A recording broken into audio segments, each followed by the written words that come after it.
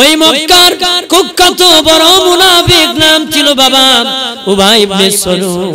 ওই মুনাফিক তখন একটা মিটিং ডাকলো, মিটিং ডাকিয়া বলে, শোনো রে, ওই শোনো, আমরা মক্কার স্থানীয় ব্যক্তিদের সাথে, ওই দিন মদিনার স্থানীয় ব্যক্তিদের সাথে যারা এই দেশের বেইজ্জতলা এসেছে, তারা দেশ ছেড়ে মক্কা ছেড়ে মদিনা এসেছে, তারা মুহাজির, তারা বেইজ্জতলা, তারা আমাদের দেশে থাকে, তারা আমাদের দেশে তাকিয়া আমাদের সাথে ঝগড়া করে। নাউজুবিল্লাহ বলেন না, জোরে বলে। ওই দিন উবাই ইবনে সালুল মুনাফিক ডাকিয়া কয় এরা হইলো আমরা দেশে আঞ্চলিক মানুষের কয় বাদামি, কি কয় এর বাড়ি কই আইছে কেন আইছে, এ হাইয়া বেড়াগিরি দেখাই কেন? তখন উবাই ইবনে সালুল কয় এরা আইছে আমরা দেশ, আইয়া আমরার সাথে বাহাদুরি দেখায়, এরা বেজ্জতি করতে ইজ্জতলার সাথে এইরকম লাগাইছে, কয় খাওন বন্ধ করে দাও, এমনি তুই ফালাই। নাউজুবিল্লাহ বলেন না, কি কয় খাওন দাওয়ান বন্ধ করে দিলে এমনি কেমতি ফালাই বাঁধবো। বাবাজিরানে আমার, ও দোস্ত বুজুর্গরা, একজন সাহাবী, ছোট্ট সাহাবী যে বলে, নবীজি, ও মায়ার নবী, আমি শুনেছি উবাই ইবনে সালুল মুনাফিকদেরকে নিয়ে মিটিং করেছে, মিটিং করে বলেছে আপনারা নাকি যারা এসেছেন মুহাজির তারা নাকি বেজ্জুতা, যারা মদিনা স্থানীয় তারা নাকি ইজ্জতওয়ালা। কিছু সাহাবীরা বললেন, নবী, এই বাচ্চা বেটার কথা বিশ্বাস করবেন না, কারণ তার কথা ভুলও হতে পারে, শুদ্ধ হতে পারে। নবীজি নীরব বসে থাকলেন। বাবা আমার আল্লাহর সাথে সাথে ওই ছোট্ট সাহাবী কান্নায় ভেঙে পড়ে গেল নবীর কাছে, আল্লাহর কাছে বলে, আল্লাহ, নবী তো বিশ্বাস করতেছেন না। আমি ছোট্ট মানুষ বলে, মালিক তুমি কোরআনের আয়াত নাজিল করে জানিয়ে দাও। আল্লাহ জানাই দিয়েছেন, হাবিব, তারা বলেছে যারা আপনারা মুহাজির বেজ্জুতা, ওয়ালিল্লাহিল ইজ্জাত, ইজ্জত হলো আমি আল্লাহর জন্য, ওয়ালি রাসূলিহি, ইজ্জত হলো আমার রাসূলের জন্য, ওয়ালিল মুমিনিনা, ইজ্জত হলো মুমিনের জন্য, ওয়ালাকিন্নাল মুনাফিকিনা লা ইয়ালামুন, মুনাফিকরা সেটা জানে না। মুনাফিকরা কি সেটা জানে? আল্লাহ ডেকে বলেন, হাবিব, ইজ্জত হলো আমি আল্লাহর জন্য, ইজ্জত হলো আপনার রাসূলের জন্য, ইজ্জত হলো আপনার মুমিন সাহাবীদের জন্য। এটা ইজ্জত মুনাফিকরা জানে না গো নবী। যারা বলেছে আপনারা বেজ্জুতা, আপনারা বেজ্জুতা না, তারাই হলো বেজ্জুতা, তাদের ইজ্জত নাই, নাই দে তারা সেটা জানে না গো নবী। আল্লাহু আকবার বলেন না, জোরে বলে। এখানে চাইছিল তারা দ্বন্দ্ব বাড়াইতো, কি বাড়াইতো? ওই দিন গোষ্ঠী আমরা স্থানীয়, এরা আইছে বেজ্জুতা, তখন মনে করেন সবাই ঐক্যবদ্ধ হয়ে তাদের বিপক্ষে কি মারামারি সৃষ্টি করে, এরকম মুনাফিকদের খায়। উবাই ইবনে সালুল কুখ্যাত মুনাফিক ছিল বাবা। আল্লাহর নবীর বিবি আম্মা জান আয়েশার উপর জিনার তহমত পর্যন্ত দিয়েছে বাবা, জিনার তহমত পর্যন্ত দিয়েছে, মিথ্যা অপবাদ দিয়েছে। এমন কোন রাস্তা নাই নবীর উপর অপবাদ দেয় না, ক্ষতি করতে চেষ্টা করে নাই। উবাই ইবনে সালুল, উবাই ইবনে সালুলের ছেলে ছিল আব্দুল্লাহ ইবনে উবাই, ওই ব্যক্তি আবার নবীর সাহাবী ছিলেন আব্দুল্লাহ, আব্দুল্লাহ আবার নবীর সাহাবী ছিল। আর উবাই ইবনে সালুল তার বাবা মুনাফিক ছিল নেই। উবাই ইবনে সালুল যখন মরে যায়, মরার আগে তার ছেলে আব্দুল্লাহকে ডেকে বলে, মুনাফিক ডেকে বলে, বাবা আব্দুল্লাহ, আমি যখন মরে যাব রে, আমি মরে যাওয়ার পরে তোর নবীর গায়ের জামা দিয়ে আমার কাফন লাগাই দিবি। কত বড় পলিসি, কত বড় পলিসি। হাজ্জাজ বিন ইউসুফ হলো বড় জালিম আছে, এমন জুলুম নির্যাতন করছে, মরার সময় আল্লাহ তুমি আল্লাহু আকবার, আমি জালেমে আকবার। আল্লাহ তোমার আল্লাহু আকবারের শান রক্ষা হইব, আমি জালেমে আকবরকে মাফ করে দেব। পলিসি কি টেকনিক, পলিসি করে। আর উবাই ইবনে সালুল মুনাফিক টেকনিক করছে, কোন নবীর জামা দিয়া নাকি কবরে না।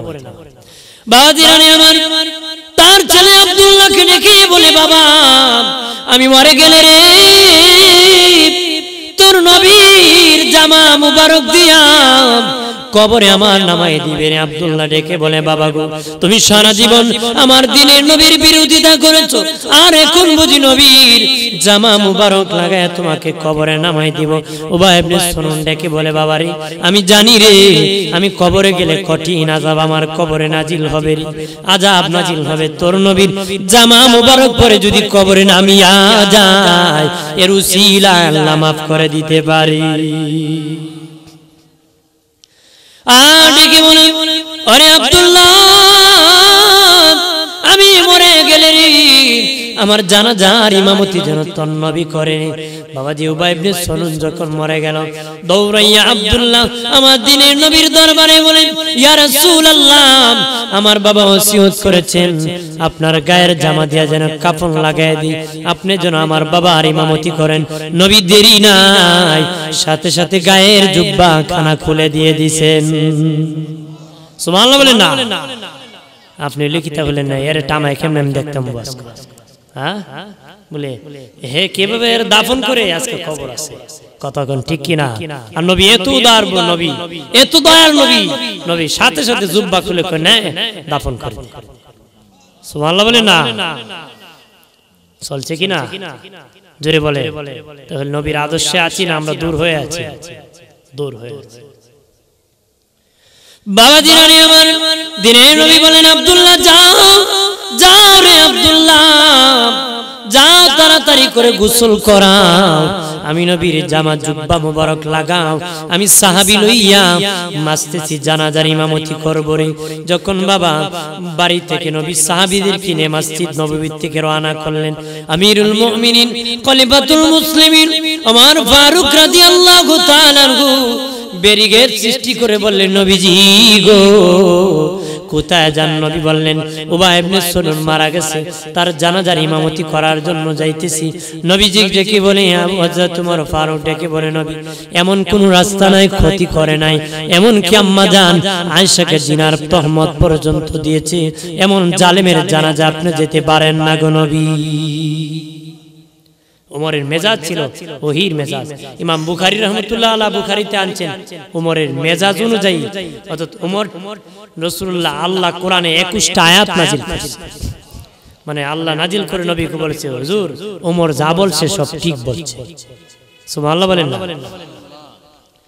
দ্বীনের নবী ডেকে বললেন, আরে ওমর এমনি বললে হবে না, দলিল দিতে হবে, দলিল দলিল পেশ করো রে, আমি তার জানাজায় যেতে পারবো না, এই মর্মে দলিল দিতে হবে। ওমর ডেকে বললেন, ইয়া রাসূলুল্লাহ, আল্লাহ কোরআনে বলেছেন নবী মুনাফিকদের জন্য যদি 70 বার আপনি দোয়া করেন নবী, আমি আল্লাহ আপনার দোয়া কবুল করব না গো নবী।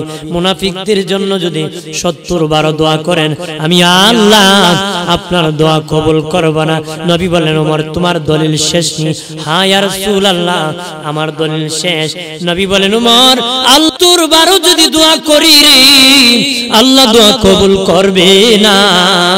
আমি রাসূলুল্লাহ যদি 71 বার যদি দোয়া করি, তাহলে কি আল্লাহ করবে না রে? আমি 71 বার করব, আল্লাহ তো কিছু 70 বার করলে করতো না, আমি একবার বাড়ায় করব, তখন তো করব। সুবহানাল্লাহ বলেন না? হযরত ওমর কো আমার আর দলিল না, আপনি যেতে পারেন। যাই হোক, পরে আটকানো হয়েছে। হাজিরিন, এদিকে গেলে লম্বা হবে। নবী উদার মনের, কত নবী, মানে এটা বোঝানোর জন্য আমি টেনেছি, এদিকে গেলে আবার লম্বা হবে। পানের বাবাজি রানী, ও বাবাজি, মুনাফিকদের কাজ হলো যেখানে কোনো দ্বন্দ্ব নাই, দ্বন্দ্ব সৃষ্টি করা। তবে দ্বন্দ্ব আসিল ঠিক, মারামারি নাই। মুনাফিকের কাম হলো মারামারি সৃষ্টি করা। দুই ভাইয়ের মধ্যে কুন্দল ছিল, কিলাকিলি ছিল না। দুই বাড়ির মধ্যে কুন্দল ছিল, মারামারি ছিল না। দুই গ্রামের মধ্যে কুন্দল ছিল ঠিক, কিলাকিলি মারামারি ছিল না। মুনাফিকরা ওই বাড়ি আর সেই বাড়ি ধরতে ধরতে এমন ঝগড়া লাগায় মার্ডার হয়ে যায়। মার্ডার করে সারে কইরে ও বাগে গাউরে বাগে, কথা হয় না? জোরে বলেন না? সাত্তি মাত্তি ফালায় ভাগে, কারণ আর গাঁয়ে আগুন না লাগাইলে তো আর খাম হয় না, আর খামে খালি আগুন লাগে। কতক্ষণ ঠিক কিনা? এরা আবার চালাক মানুষ, এরা কি তা চালাক? এটা গল্প কেমন চালাক? হ্যাঁ, এক কানো থাকে আর এক কানো না। আপনার কি খুব? আরে ভাই সাহেব, যে কথা তোর ভাই আমারে কইছে, যদি তোরে কই মার্ডার করবি ওই দিছিনি আগুন লাগাইয়া, ইয়ে কিতা কো ভাই, এসলিসিয়া হিন্দে উৎপত্ত হইছে দুই পক্ষরে লাগায় দেখলু খিলা খিলা আর মাইসকন এর টাট ক্লাস কতক্ষণ ঠিক কিনা জোরে বলে এরা আবার সালা যারা টাকা খায় বিচার করে এরা কিতা সালাক না ওই আগে তো মানুষের কের ঘর আছিল সোনের ঘর আছিল কিসের ঘর সোনের ঘর তে চার ভাই মিল্লা আছিল এক সোনের ঘর তে চার ভাই মিল্লা ছিল একটা বিড়াল এক বেচারা বউর সাথে ঝগড়া লাগে বিড়াল মারছে বাড়ি ফাও ভাঙিলিছে একটা ফা কিতা ভাঙিলিছে বিড়াল কি করছে ফাল মেরে কে পড়ছে তেলের টাঙ্কি তেল টি উঠে গেছে সোলার ফারো গেছে না আগুন ধরিলিছে বিড়ালে আগুন দিকে এক ফাল উঠে গেছে সোনের ঘরে সালো এই মাথা তি মাথা চাইর ঘরের মাথায় দূরতে দূরতে চাইর ঘরে আগুন লাগাই দিছে বিলাই যখন চাইর ঘরে দূরে আগুন লাগা কিছু লোক আছে এরা গাও গাও আটতে আটতে আগুন লাগায় আছে না তে চাইর ঘর যখন জ্বলি গেছি গিয়া তিন ভাই মিলে বিচার দায়ের করছে বিচারর আইছে তুমি মে বিড়াল দেখিছো বিড়ালে তেলের টাঙ্কিত পড়ছে সোলার ফারো গেছে সালো ইটটা জ্বালাইছে তুমি তিনবার ঘর বানাই দিবা তিনবার ঘর তুমি বানাই দিবা এ দেখলো সর্বনাশ আমারটা সহ সাইটটা অতলা ঘর কেমনে আমি বানাই উনছে ওই গাঁর এক কাকা আছে টাকা দিলে বিচার যত বড় কুলডাই লাইনতে কয় বিচার মানে ঠিক তবে সানি বিচার চাই কি বিচার সানি বিচার ডেড হইছে তিন ভাই উনছে বিচার চাইবো এরা আগে গেছে দাওয়াত নিয়ে আগে মুখ বন্ধ হন কি বন্ধ হন বন্ধ হন খত থেকে ৫,০০০ টাকা দিছে কয়া যা ৫,০০০ কবেটা যাইতাম তুই আমি যাওনি কেমনে চলোনি কেমনে দিছে কত ৫,০০০ দে ওই লোক যেই লোক জ্বালাইছে হেও গেছে এগে দিছে ১০,০০০ কয়া যা ১০,০০০ তে বিচার যখন বইছে আবার রাইছে তিন ভাই মিললে তিনবার ঘরে বানাই দিব যে টাকা খাওয়ার মুরব্বী একারে সভাপতি সাহেব অনুমতি দিলে একটা কথা কইতাম কই না তে কয় চারবারে জিগায় তোমরা বিড়াল খার খার রে আমরা চারে বাইরে তো বিড়ালের পা কোডা কসাইটা এর আগে জিগায় কয় আমি ৫-এর বিচার করতাম না ১০-এর বিচার করতাম এরকম না না ভাই সাহেব আপনি ১০-এর বিচার করতে এদি হিন্দি মারবো এটা কি আর বুঝছেন কয় কি তার বিচার ১০-এর বিচার ১০-এর বিচার শুরু হইছে কয় বিড়ালের পা কোডা কসাইটা কয় বাংসে কোডা একটা কয় জনে কোডা পরে কয় একটা করে কয় যে বাংসে এর একটা তো বাঙ্গিলিছে রইছে কোডা বালা তিনটা কয় এর জিগা তিনবারই জিগায় কয় সালা দূরছিল বালা ফাদে উঠছিল না বাঙ্গা ফাদে উঠছিল কয় বালাটা দূরছিল কত এর ফাতে বাঙ্গিলিছে তোরা বালা ফাদে উঠটা সাল জ্বালাইছে তোরা তিন ভাই মিলে এর ঘর বানাই তোরা তিন ভাই মিলে কিতা আরে হের পায়ে ভাঙিলিছে তোরার বালা পায়ে দুইটা ঘর জ্বালাইছে তোরা তিন ভাই মিলে হের ঘর বিচার করছিস নি যখন করছে তে যারা ৫,০০০ দিছিল তিন ভাই আর কসাসা খবর কি তোর ৫ রে ১০ এ খাইছে তোর ৫ রে কিতা আমি বলে যে প্রাণের বাবাজি যারা বিচার আচার করেন কোন মানুষের অবিচার করিও না রে সুবিচার করবা না জানি কত বিচারকের কারণে কত গরিব মানুষ চোখের পানি ছেড়ে কাঁদছে রে কত বিচারকের কারণে কত গরিব মানুষ চোখের পানি ছেড়ে কাঁদছে না জানি রে ওই বিচারক কিয়ামতের দিন কত হাজার বছর কাঁদতে হবে রে কপাল পুড়ে গেল রে ওই বিচারকে গরিব কাঁদছে ২০ বছর তুমি কাঁদবা ১০০০ বছর কপাল পুড়ছে না বালা এর বাবাজি ও বাবাজি ওই মুনাফিকদের কাজ হলো রে যেখানের মধ্যে মারামারি নাই মারামারি সৃষ্টি করা দ্বন্দ্ব লাগায় দেওয়া কিলাকিলি সৃষ্টি করা এরপরে আর মুনাফিকের কথা বলেছে মুনাফিকরা বাবা সময় মতো তোমাকে আগে বলবে আমি তোরে সাক্ষী দিব কিন্তু সময় মতো সাক্ষীতে যাবে না রে এটা হলো মুনাফিকের কাজ তোমারে বলবে তুই কাজটা কর ভালো কাজটা আমি তোর সাথে আছি কিন্তু সময় মতো থাকবে না রে যখন কাজ শেষ হবে আপনি ফসল পাবেন তখন সিন্নি নেওয়ার জন্য হাজির হয়ে যাবে তাবারক নেওয়ার জন্য কি আল্লাহর নবীর যুগে এমন মুনাফিক ছিল বাবা জিহাদের যখন ডাক পড়ে যেত যুদ্ধ নবী বলতেন জিহাদে যাওয়া লাগবে তারা সে বলতো নবীজি আমরা জিহাদে যাব গো যুদ্ধের ময়দানে যাব যুদ্ধের ময়দানে যাব এইভাবে বলতো সময় যখন জিহাদের হয়ে যেত আগের দিন তারা সে বলতো নবীজি আমি বিপদে পড়েছি, ইচ্ছা ছিল গো নবী জিহাদে যাব, কিন্তু আমার বিবি অসুস্থ হয়ে পড়েছে, আমার ঘরে আগুন লেগে গেছে, আমি বড় ডিস্টার্বে পড়ে গেছি। নবীজি এই সমস্যা না হলে কে আমারে আটকাইতো গো নবী, আমি জিহাদের মাঠে যাইতাম।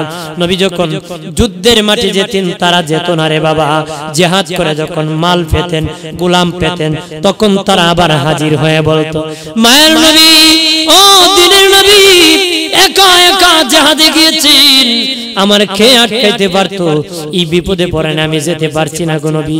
ওই জিহাদের দাসী নেওয়ার জন্য, গোলাম নেওয়ার জন্য, মাল নেওয়ার জন্য, তারা অংশ নেওয়ার জন্য হাজির হয়ে বলতো, নবীজি গো বড় আশা ছিল জিহাদে যাব, কিন্তু যেতে পারি নাই।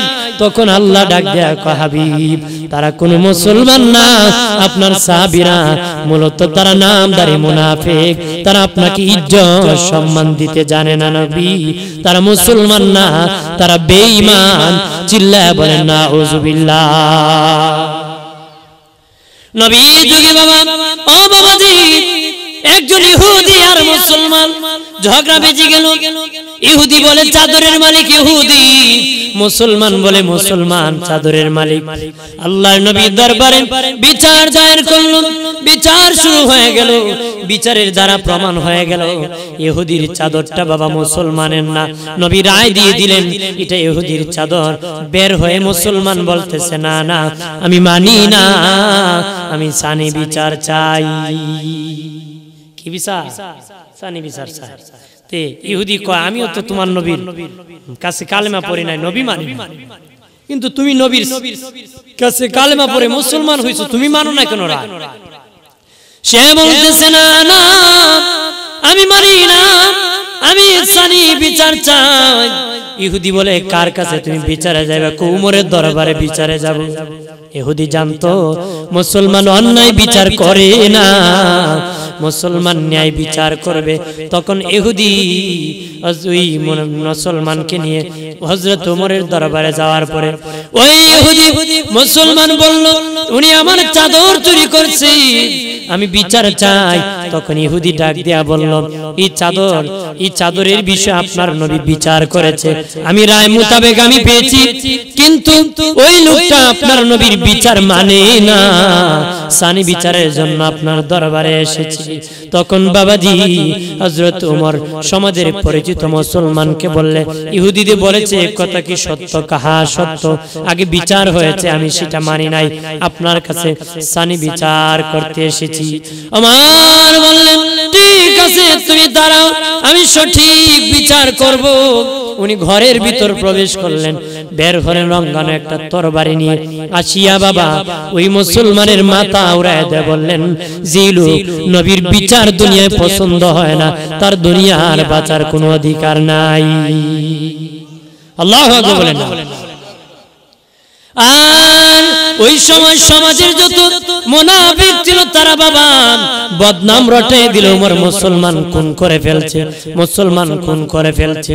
একজনের বিচার পছন্দ না হইলে আরেকজনের কাছে যেতে পারে, তাই বলে তার গর্দান উড়ায় যেতে পারে, দিয়ে দিতে পারে, এটা হতে পারে না। ওমর মুসলমান খুন করেছে। ওই সমাজের পরিচিত মুসলমান, যদিও সে মুসলমান ছিল সমাজের, তার পরিবারের কেউ মুসলমান হয় নাই। তখন তার পরিবারের লোক দিয়া সব মুনাফিকরা তার পরিবারের লোককে আমার নূরের নবীর দরবারে উমরের বিপক্ষে বিচার দায়ের করলো। কই বিচার কোথায় গেছে বাবা? তারা গিয়েছিল উমরের দরবারে বিচার নিয়ে। তখন আমিরুল মুমিনিনকে আসামি সাজাইয়া তারা রাসূলের দরবারে বিচার দায়ের করলো। আল্লাহর নবী চিন্তায় পড়ে গেলেন, নবীজি চিন্তায় পড়ে গেলেন গো। নবী ভাবলেন, আমার বিচার পছন্দ হয় নাই, আরেকজনের কাছে যেতেই পারে, তাই তার মাথা উড়ায় দিবে, এটা তো হতে পারে না। এখন খুনের বদলা খুন করতে হবে, মাথা ফেলে দিতে হবে, কি করব? নবীজি ভাবতেছেন, আল্লাহ জিবরিল পাঠিয়ে নবীকে জানায় দিয়েছে, নবীজি গো হযরত উমর কোন মুসলমানের মাথা উড়ায় দেয় না, যদিও সমাজে মুসলমান নাম ছিল, সে মুসলমান না, সে হলো মুনাফিক। কোন ইমানদার আপনার রায়কে অমান্য করতে পারে না রে। চিল্লায় বলেন আল্লাহু আকবার। এইভাবে চলছে, যেখানে যেভাবে লাগানো সেইভাবে লাগানো হইতেছে, সমাজের পরিস্থিতি ভয়াবহ অবস্থায় চলে যেতেছে। কথা বলেন ঠিক কিনা? সমাজের কিছু ক্যান্সারের কারণে তারা সমাজের ক্যান্সার। কথা বলেন ঠিক কিনা? আমার বোনের বাবাজিরা, ও দুস্থ বুজুর্গরা, খেয়াল করেন ভালো করিয়া, অনুরোধ করে বলি, এই মুনাফিকের থেকে বের হয়ে আসবেন। মার যারা নবী বলেন তারা যেখানে দ্বন্দ্ব নাই দ্বন্দ্ব লাগাবে, যেখানে মারামারি নাই মারামারি লাগাবে। মুনাফিকরা ওয়াদা করলে খেলাফ করে, আমানত থাকলে খেয়ানত করে, কথা বললে মিথ্যা বলে, ওয়াদা করলে খেলাফ করে বাবা, আমানত রাখলে তারা খেয়ানত করে রে, ওয়াদা করলে তারা বাবা খেলাফ করে বাবা। ইমাম মুসলিম রহমতুল্লাহ আলাইহি আরো দুইটা বাড়ায় বলেন, যদিও নামাজ পড়ে, যদিও রোজা রাখে, যদিও নামাজ পড়ে, যদিও রোজা রাখে, তারপরে তারা মুনাফিক। যদি ওয়াদা খেলাফ করে, যদি বাবা আমানতের খেয়ানত করে, যদি বাবা মিথ্যা বলে। নামাজ পড়লো, রোজা রাখলো, ইমাম মুসলিম রহমতুল্লাহ আলাইহি বলেন এরপরে মুনাফিক। এরপরে কি?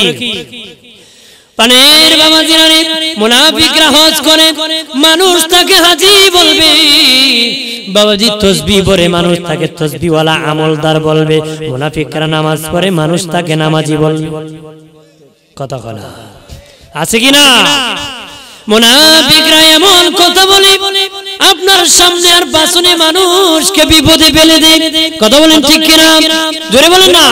মানুষের সামনে আর বাসনে এমন নিন্দা করে, এমন গীবত করে বাবা, আপনার সামনে দাঁড়িয়ে আছেন দোকানে, এমন কথা বলবে লজ্জায় ফেলে দিবে।